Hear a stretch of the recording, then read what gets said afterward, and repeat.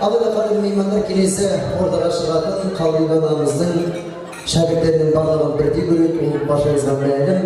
Ендеше рұқсат болса, осы ортаға Калбиби ханымның тағы да бір керемет шәкіртінің бірі.